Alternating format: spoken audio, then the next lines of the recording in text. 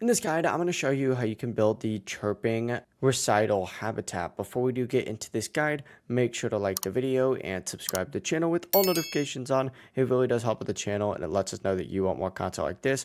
We'd greatly appreciate it. And if at any point throughout this guide you did have any questions, ask them down in the comment section below and we could help you out further. I am going to be doing my best to reply to every single comment down there. This process is pretty simple. You really only need two items in order to do it. You need a microphone and then you need a perch as well. Now to get the microphone, all you have to do is buy a standing microphone from the shop, which of course you can get near the Pokemon Center with that little console there. Go ahead and purchase that microphone. You do most likely have to level up your environment to around level 4 before you can even unlock it, so just keep that in mind. But to get the perch, you have to go ahead and just find it either inside a Pokeball item in the world, and then you can craft it from there. But it really is as simple as that. And from here, all you got to do is place the microphone and the perch right next to each other, with the perch behind, kind of like where these leaf seeds are, and then of course the microphone right in front facing towards it. That's all you need. The habitat will activate, and then of course you are all set. That is the entire process. If you had any questions,